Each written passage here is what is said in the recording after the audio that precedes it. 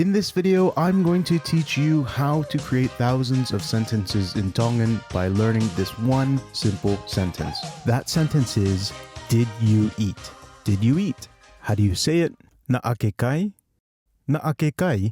Rather than just memorizing it, what you need to do is understand the grammar. What does each word mean and what part of speech is it? For example, eat is a verb. If you look up eat in the Tongan dictionary by C. Maxwell Churchward, you'll see that the word for eat is kai. There's only one word there. It's straightforward. It's simple. Kai means eat. Next, we have you. You is a pronoun. Looking in the dictionary, you'll see there are 6 different words for you. That is not simple, that is not straightforward. But we'll get to that. Just accept for now that in this sentence, the word for you is ke. The word at the beginning, we have na'a. So does na'a mean did? Well, let's look up the word for did. As it turns out, in this dictionary, there is no word for did. Interesting. Let's look up the word for na'a. Oh, it doesn't really have it translated as a word. It just says that it's a tense marker. It's a past tense marker. So what's the confusion here? Why is there no word for did? And why does na'a not translate into an exact word? Well, watch what happens here when we take away the word eat and put in its place happy. The word for happy in Tongan is fiafia. Na'ake fiafia? That means, were you happy? So do you see how na'a in the first sentence, na'ake kai, this translates into did you eat? But when we say na'ake fiafia, now it's being translated as were you happy? Let's make one more change. Instead of you, let's say he. Was he happy? The word for he is ne. This also is the word for she or it, but we'll get to that later. Na'ane fiafia? Na'ane fiafia? Was he happy? We can see how na'a, depending on what it's paired with, can be translated into English as did, was, or were. That's why you can't think of na'a as being an exact word, because it's a different type of speech that we don't have in English. Na'a is a tense marker. Did, was, and were, these are called helping verbs in English. And in Tongan, there are no helping verbs. If you're new to learning a language, it might seem weird or strange to you at first that there are different types of words that are available in one language but not in another. What you need to keep in mind is that in translating sentences, you're not always going to find that each word is being put in the exact same order or that each word has an exact translation. Not every word in English has a match in Tongan, and not every word in Tongan has an exact match in English. What you're translating is the overall meaning and message of a sentence. Eat is a verb, kai is a verb, there's verbs in English, there's verbs in Tongan. You is a pronoun. There are pronouns in English, there are pronouns in Tongan. But na'a is a tense marker. We don't have tense markers in English. Did, was, and were are helping verbs. We don't have helping verbs in Tongan. If you find that confusing, just consider this. In English, we say, turn off the light. In Tongan, they don't say, turn off the lights. They say, kill the lights. Tamate ie mama. So if we were to translate that literally from Tongan into English, you'd be saying, kill the lights. We don't make literal translations. We translate into what makes sense in each language. So even though the word tamatei means to murder, the sentence tamatei mama, we would translate into English to make sense as saying turn off the lights. Does that make sense? So that's why na'ake kai, if we were to translate it literally, it might be in the past, you ate, question, which we wouldn't say it that way in English. We would say, did you eat? Because another way of saying it in English, to ask someone if they already ate, you could say, you ate? You ate? Because watch what happens here with the sentence, did you eat? If we take off the question mark at the end and we put a period there in place, it would change from na'ake kai to na'ake kai. What's the difference? Na'ake kai to na'ake kai. Notice how when I say na'ake kai, it's inquisitive. My voice is going up. That's what makes it a question. Did you eat? Or you ate? Because if we just say na'ake kai, this is a statement. This is saying you ate. Kai means eat. Ke means you. And na'a, as you can see in this sentence, isn't translated into any word. The sentence in Tongan has 3 words, where the English sentence only has 2 words. This is why when you look up na'a in the Tongan dictionary, you will see that there is no word for it in English. As we just saw, sometimes it doesn't translate into any word in English. In this sentence, it's simply serving a function. The function here is to let us know that it's referring to the past. Not you eat or you will eat, but you ate. You should also pay attention here to see how in English the verb can change with the tense. The beauty and the simplicity of the tense markers in Tongan is that the verb doesn't have to change.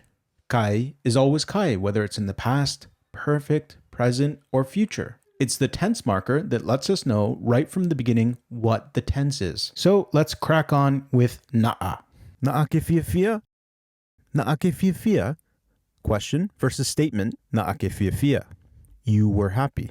Notice how it changes from were you happy to you were happy. So keep in mind the order of words here. When you first start learning a language, if you see na'a ke kai, did you eat? If you just have this assumption that every word matches in the exact same order, that na'a means did, that ke means you, that kai means eat, in this first sentence you'd be right, but in the sentence na'a ke fia, you were happy. Going by the same order, you would assume if this was the first sentence that you were learning, you might just assume that na'a means you and that ke means were. This is why we're spending so much time going over word order, understanding what each word means, the type of different words, because once you learn the basic structure of this sentence, na'a ke kai, tense marker, preposed pronoun, verb, or adjective if we use happy instead of kai, then you will have the tools to build thousands of different sentences. Once you know the different tense markers, the different pronouns, you learn a few different verbs, you learn a few different adjectives, you can literally make thousands of different sentences.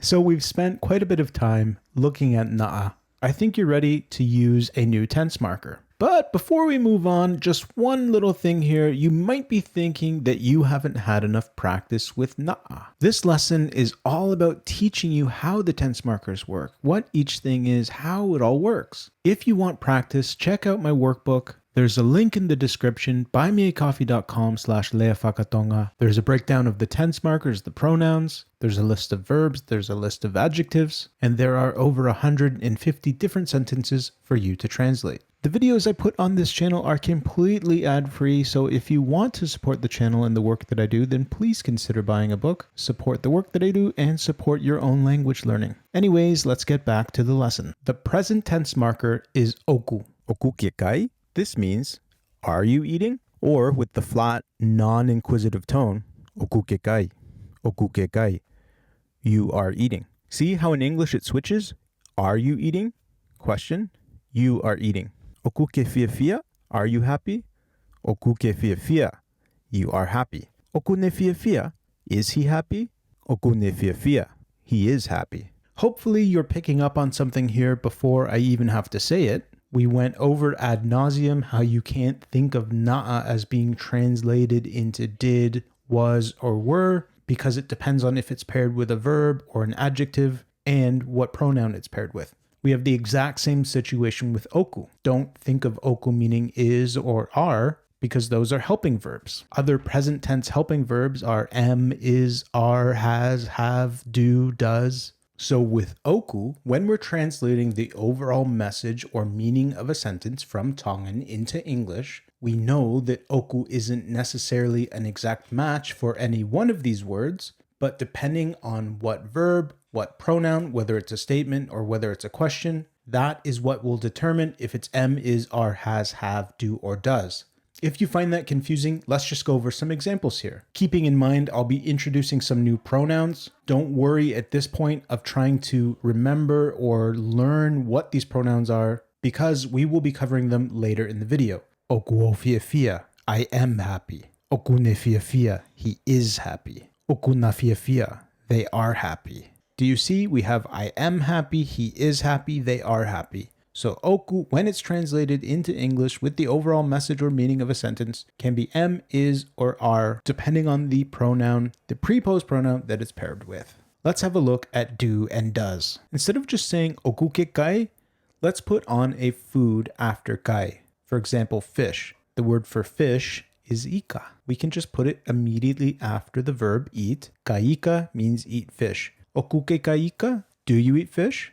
This also means, are you eating fish? Now you're probably wondering, how are you supposed to know if it means, do you eat fish or are you eating fish? It depends on the context. Not everything can be taught in a book or in a video. Much of the learning will have to be done when you actually practice conversation. But for a clue, imagine you're eating some food and someone sees you eating. They don't know what you're eating. They might say, Oku ke ka ika? Are you eating fish? Or maybe you're at someone's house and they're about to serve you food. And if they ask you, Oku ke ka ika? It would probably mean, do you eat fish? Oku ne ka ika? Does he eat fish? Or is he eating fish? Remember how just earlier we saw that na'a can also sometimes not have any word? Na'a ke kai, you ate. In this sentence, na'a isn't being translated into any word in English. We have the same situation with oku. This is more of an advanced sentence, but you like her. Oku ke sa ia ia te ia. In this sentence, oku isn't being translated into any word. There's no helping verbs. It's simply serving a function. The function here is to let us know that it's the present tense. You like her. Not you liked her, not you will like her, but you like her. Similar also to how we saw earlier that na'akekai, you ate, that na'akekai is 3 words and you ate is 2 words. We can also have it happen in the opposite fashion. Oku uha, that's 2 words in Tongan, which in English would mean it is raining. Oku uha. Oku is the present tense marker. Uha means rain. So if we say oku uha, that means it's raining. Naturally, you will ask, well, what about na'a uha? Does that mean it was raining? Na'a uha? Well, here's the thing with na'a that we didn't go over. Na'a is the past tense marker, but we only use it when it's immediately followed by a preposed pronoun. And that's the type of sentence that we're learning. Right from the beginning, we said that we're going to learn a very simple sentence. Did you eat? The structure of that is tense marker, preposed pronoun, verb. Or instead of a verb, you can also put in an adjective like happy. There's a different past tense marker when it's not immediately followed by a preposed pronoun. Na'e. Na'e is the past tense marker when it's not immediately followed by a preposed pronoun. So in order to say it was raining, you would say na'e uha.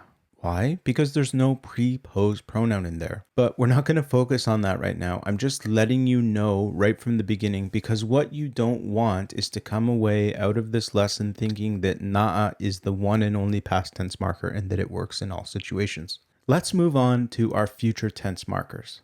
You just saw that with the past tense marker, the one you use depends on whether or not it's immediately followed by a preposed pronoun, where that's not the case with oku. Oku is the present tense marker whether or not it's immediately followed by a preposed pronoun. What about the future tense? With the future tense, there's actually 3 different future tense markers that we can use. The main one that we will focus on is te. Te is the future tense marker when it's immediately followed by a preposed pronoun. Te ke kai, te ke kaika. Te ke fiafia, te ke fiafia. Now, how would you say it will rain? Keep in mind, it won't be te because te can only be used when it's immediately followed by a preposed pronoun. It will be e uha, it will rain. Again, we're not here to learn that at this time. I'm only letting you know so that you don't walk away from the situation thinking that the future tense marker is te in all situations. But we're getting off track. Let's just only focus on te. Te ke kai? Te ke kai? Will you eat? Te ke kaika, will you eat fish? Tene kaika, will he eat fish? Or will she eat fish? Or will it eat fish? Tene kaika, he will eat fish. She will eat fish. It will eat fish. Te ke fiafia, will you be happy? Te ke fiafia, you will be happy. Tene fiafia, he will be happy. Tene fiafia, will he be happy? See, in English, the difference between a question and a statement about the future. Will he be happy? Question. Versus he will be happy statement. So in English, the order of things is changing. Where in Tongan, we keep the same order. We have tense marker followed by preposed pronoun. More on that later of what a preposed pronoun is. Followed by a verb such as kai, meaning eat, or an adjective like fiafia, meaning happy. See, once you understand this basic structure, then you can substitute in different words. Here's a different verb. Instead of kai, let's say inu. Inu means drink. Tenenu. He will drink. Tenenu. Will he drink? Same way in which we can say kai ika to mean eat fish. We can say inu vai. Vai means water. Naake inu vai? Did you drink water? Naake inu vai. You drank water. Okuke inu vai? Do you drink water or are you drinking water? Okuke inu vai. You drink water or you are drinking water. Switch out vai, put in kava. Inu kava. Teke nukava, will you drink kava? Teke nukava, you will drink kava. Tene nukava, will he drink kava? Tene nukava, he will drink kava. Fiafia means happy, it's an adjective. What's another adjective? Content, lata. Okuke lata, are you content? Okuke lata, you are content. Teke lata, will you be content? Tene lata, will he be content? So far you have learned the past tense, the present tense, and the future tense. What is the tense that allows us to say, you have eaten? This is the perfect tense. The perfect tense marker is guo. Guo ke kai, you have eaten. While you are learning guo, it's also important to learn the word osi. Osi in the dictionary is defined as to be finished up, spent, all used up, or all sold, etc., or to be completed, ended, passed, over. When it's used together with the perfect tense guo, it's translated as already. Guo ke osikai, you have already eaten. In Tongan Grammar by C. Maxwell Churchward, we see a definition of the perfect tense represents the event or state as having happened or having come into existence. That might sound confusing, so here are a couple of sentences that you can compare, where you can see the difference where the event has happened compared with the state coming into existence. So with guo ne kai, he has eaten, the event has happened. He has eaten. If we switch out kai, which is a verb, and put in an adjective, such as fiafia, guo ne fiafia, he has become happy. This is a state coming into existence. The point here is that sometimes the perfect tense can be more related to the past, guo ne kai, he has eaten, where sometimes it's more related to the present tense, guo ne fiafia, he has become happy. If you're anything like me when I first started learning, you probably find this confusing. Here's the difference. She lived in Niuatopotapu for a year. That's the past. It's over. She lived in Niuatopotapu for a year. That's something that happened in the past, and it would imply that she no longer lives there. Adding in one word, instead of saying she lived in Niuatopotapu for a year, if we add in the word has before lived, she has lived in Niuatopotapu for a year. This would imply that she's still living there now. Guo is having happened or having come into existence, where past tense is the event as being already past. So with the past tense, she lived in Niuatopotapu for a year, that event is over. Where with guo, the perfect tense, she has lived in Niuatopotapu for a year, it started in the past, but it's still happening and continuing now. Guo ne fiafia, he has become happy. You can see how in this sentence it's more related to the present. What's the difference? Compare these two sentences. Okuma'a. Ma'a means to be clean. Okuma'a, it's clean. That's nearly identical with saying kuoma'a. In English, we would translate that into it's clean. The difference is that it implies that it was not clean before, but it's clean now. It has become clean. It's changed states from the state of being not clean to the state of being clean. We see in the dictionary, there is a definition stating, essentially it indicates transition from not being to being, from not happening to happening, or from not doing to doing. That is the difference from the present tense to the perfect tense. Okuma'a, it's clean. There's no indication there that at one point it wasn't clean, or that it's recently become clean. With kuma'a, it's clean, and we know that before it wasn't clean and that it's changed from not being clean to being clean. Another good example would be to compare okumoho and guomoho. Moho means to be cooked, referring to food. Okumoho, it's cooked. Guomoho, translated into English, we would also say it's cooked. The difference being that there's an implication that it's changed from not being cooked to being cooked, and that is a recent thing. When Tongans are cooking food, if someone wants to ask if it's ready, they would ask, guomoho? And that makes sense because the question is, has it gone from not being ready to being ready? When you're cooking chicken, you put it in the oven in an uncooked state. It's raw. After the appropriate amount of time, you take it out of the oven and it's cooked. It's gone from being not cooked to cooked. That's our difference from the present tense oku and the perfect tense guo. If there is still some confusion, try to think of the difference between how it works with a verb compared to an adjective. Guo ne alu.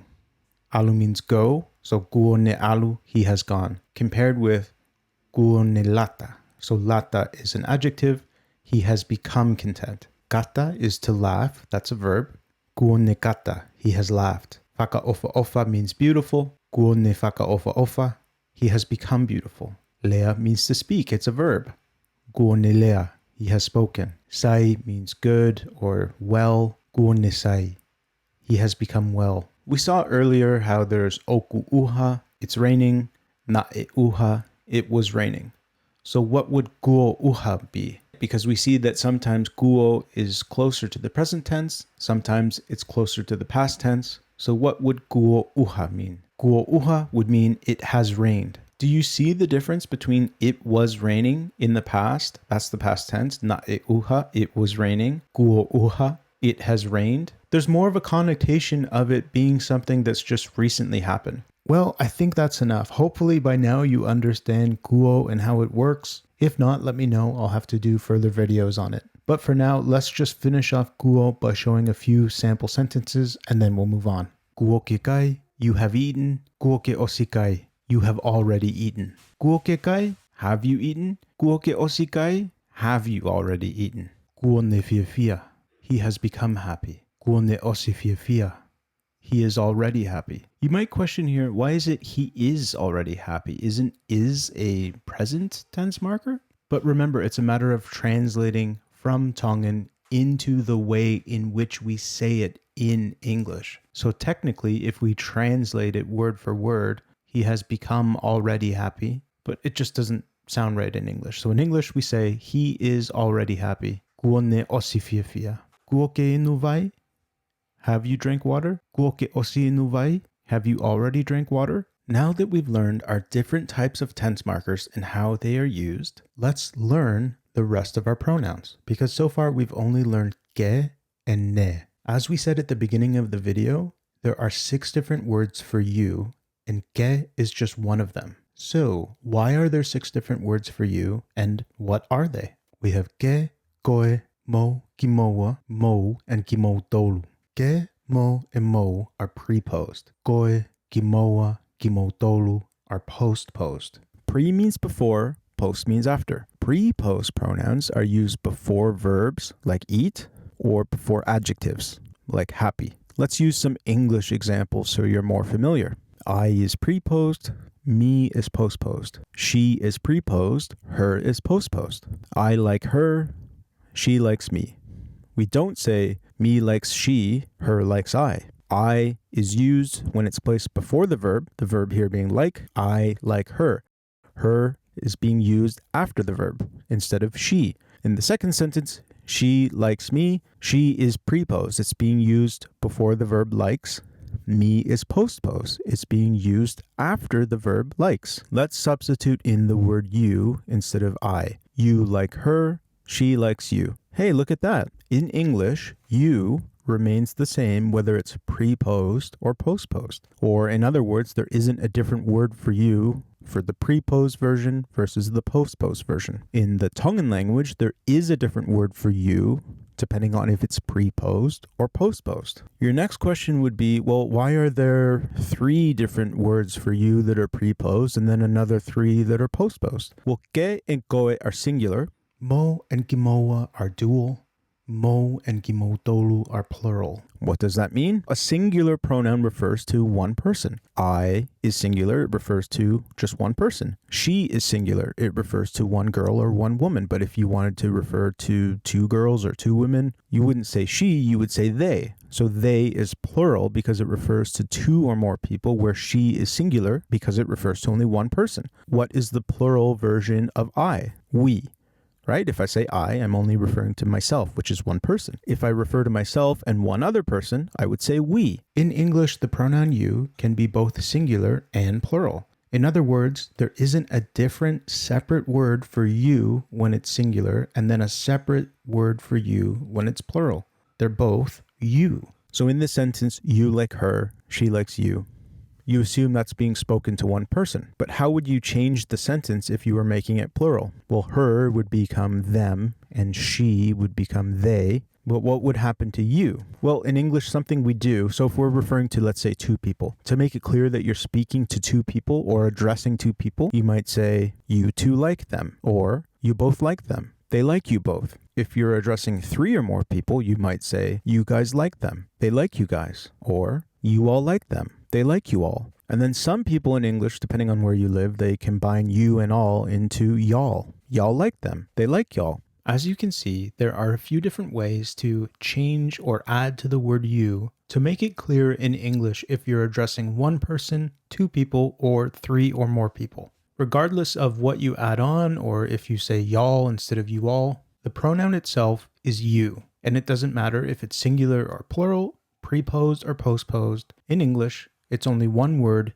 you. This is not the case in Tongan. There's a different word for you, whether it's preposed or postposed. Then there are different words for you if they're singular, dual, or plural. So let's translate that first sentence. You like her, she likes you. Just focusing on the word you. In the first sentence, you is singular, addressing one person, and it's preposed because it's before the verb like. So the word we would use in that sentence is ke. You see here the full sentence. Oku ke sa ia, ia te ia. Don't worry about the sentence. I only want you to see where the preposed pronoun is placed. In the second sentence, she likes you. You is singular, and it's postposed because it's being placed after the verb likes. So we would use koe. The full sentence being translated, she likes you, is okune sa ia ia te koe. Remember, at this point, you don't need to understand the full meaning of that sentence because there are words in there that you don't understand yet. What you do need to understand is the placement of our pronouns.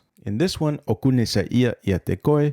Koe is at the end. It's being used after a verb. That's why we use koe instead of ke. Compared to the first sentence, oku ke sa ia ia te ia. Ke is at the beginning of the sentence. It's being used before the verb, so it's preposed. Moving on to our dual pronouns. What are dual pronouns? In English, we don't have dual pronouns. There's just singular and plural. So plural in English is once you're referring to two or more people, where in Tongan, there are dual pronouns that refer to only two people. So plural pronouns in Tongan, you'd have to be referring to at least three or more people. Let's use an example. To address two people and say to two people, you like them. You'd use the dual pronoun and it would be preposed because again, it's before the verb like. You like them. In English, you might say you too like them, but in Tongan, you don't have to say two because it's obvious by the pronoun that you're using, mo, that you're addressing two people. In the second sentence, they like you too is what you'd say in English, but in Tongan, you just have to use the pronoun Gimoa. This specifically means that you're addressing two people and you're using the postposed version because it's being placed after the verb like. Finally, the plural version addressing three or more people. In English, you might say, you guys like them. In Tongan, you just need the plural preposed because it's being used before the verb like, mo. In the second sentence, they like y'all or they like you guys is what you could say in English. In Tongan, you don't need to say all. You don't need to add in all or guys because it's obvious by the pronoun kimotolu, which is a postposed pronoun because it's being placed after the verb likes. Three or more people are being addressed. So now you should understand why there are 6 different words for you. Because in English, you works whether it's preposed, postposed, singular, plural. That's 4 different ways in which you can use you. Where in Tongan, those 4 different ways would have 4 different words. And then there's an additional 2 words for you because in Tongan they have dual pronouns, where in English they don't have that category. So in that question, did you eat na akekai? That's only being addressed to one person. How would you ask 2 people, did you eat? Well, you'd switch out ke for mo. You would say na amokai. To ask 3 or more people, you would switch out mo for mo. Na amokai. So we said earlier that ne means he or she or it. That's the preposed he, she, or it. What is the postposed? Ia. So back to our sample sentences. You like her, she likes you. In the first sentence, you like her. Her is postposed. It's after the verb. It's singular, so we use ia. In the second sentence, she likes you. She is preposed, so we use ne. So what is the dual version of he, she, it? It's they. The dual preposed pronoun for they is na, na. The dual postposed they or them is ginawa. So with our sentences referring to 2 people, they like you. The they that we would use in the first sentence would be dual preposed na. In the second sentence, you like them referring to 2 people, we would have the postposed dual ginawa. Now, with the same sentences, if you're referring to 3 or more people, they like you, referring to 3 or more people, they is placed before the verb like, so it's the preposed plural now, N-A-U, now.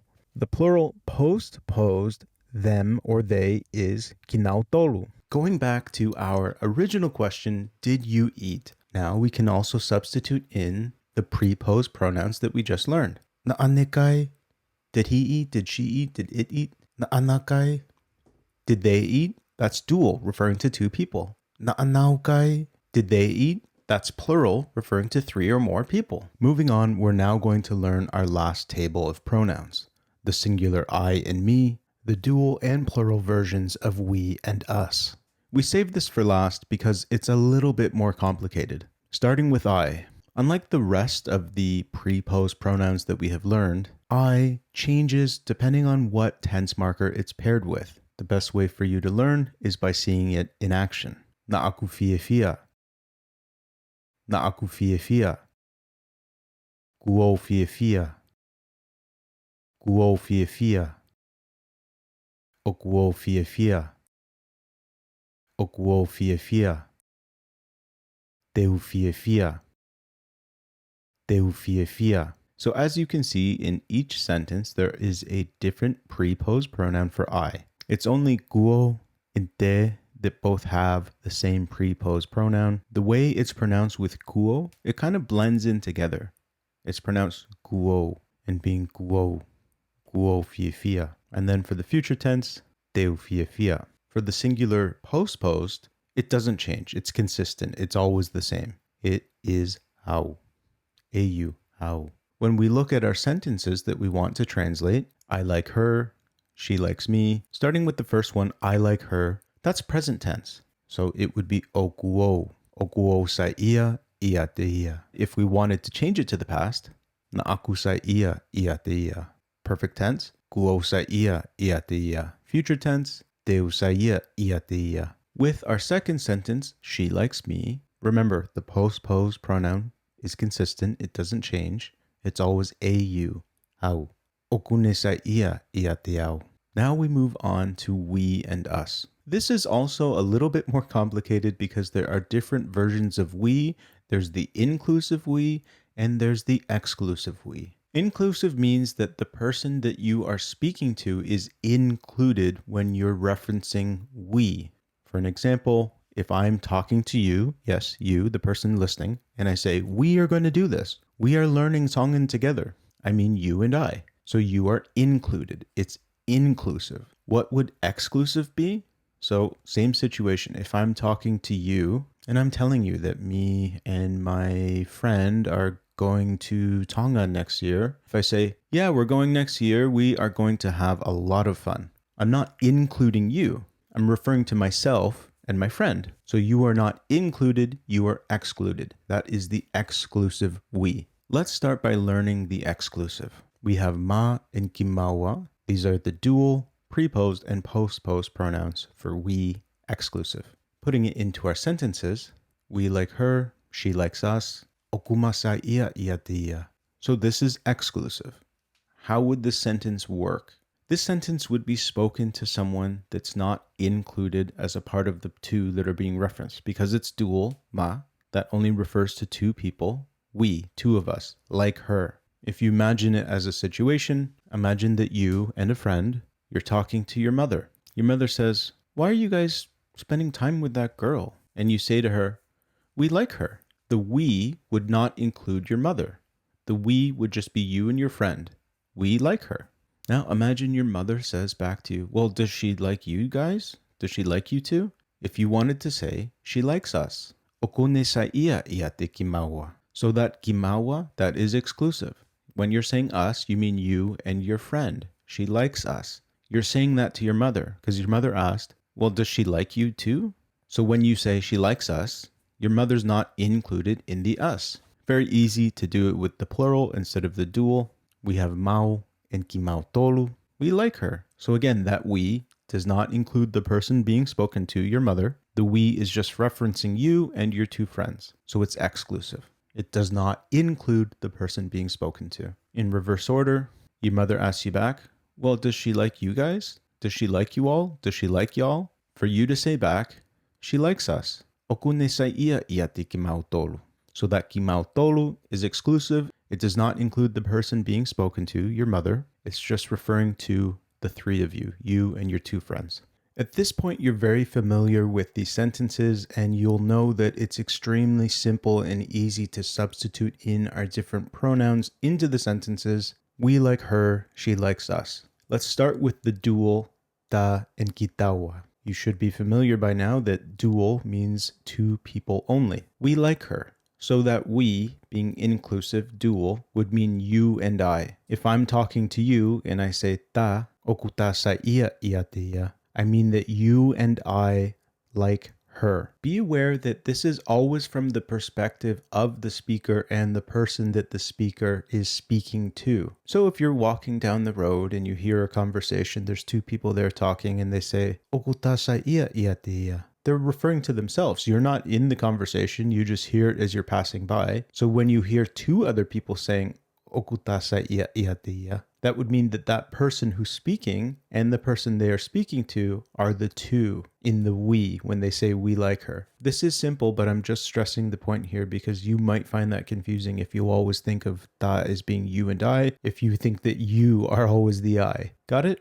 Moving on. So what would the situation be? Imagine there is a lady in a village, a small village in Tonga, and she's been doing something bad. She's been stealing pigs. You and your friend decide to do something about it. You say to your friend, we like her, but we need to do something about this.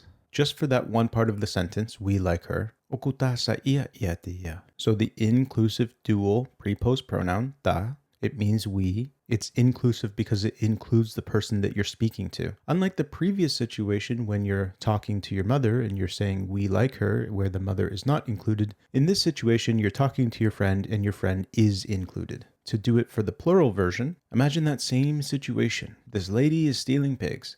There's a town meeting.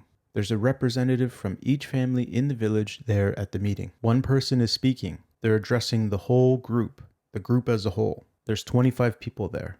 They say to this group, we like her, but she's stealing pigs. Just translating that first part, we like her. Oku tau sa ia te ia. With this point, you should understand that it's not always going to be a matter of addressing one person. If you're addressing a group as a whole and you say we, you're referring to that whole entire group. You're not excluding anyone. The only time it's exclusive is when you're addressing someone and that person isn't included. It could be that you're addressing more than one person and they're not included. Like in that same situation that we just went over earlier, instead of only addressing your mom, imagine it was your mom and your dad. That's two people. So when you say we and you're not including your mom and your dad, that's still exclusive. Do you see this point?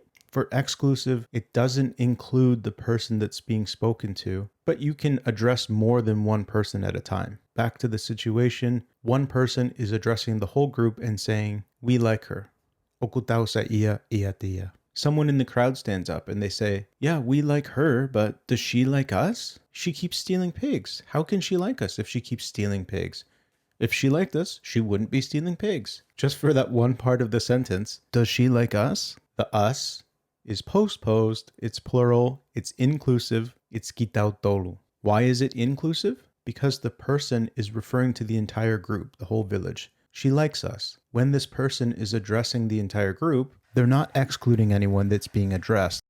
Hopefully by now you understand the difference between inclusive and exclusive. If it's still not clear, let me know. I'll have to make more videos on it. We're going to wrap up shortly, but one more thing that you should be aware of with ta and tau. When you use these without a tense marker, it means let's, takai. So that's dual. If I say to you takai, that means let's eat. You and I, two of us, let's eat. Takai. If I say taukai, this would be spoken to 3 or more people. Let's eat. Tau kaika. Let's eat fish. Tau alu. Let's go. There is also a plural version of alu being o, tau o, but you'll quite often hear tau alu. Tau nofo. Let's stay. Tau hiva. Let's sing. Tau ako. Let's study. And this is the end of the lesson. If you have liked the video, please like the video. If you have not liked the video, then please leave me a comment letting me know why you have not liked the video. If you want to see more videos like this, make sure to subscribe and hit the bell for notifications. That way, when I release a new video, you will be notified. Best of luck with your language learning. Let me know if you have any questions, and we will see you on the next one.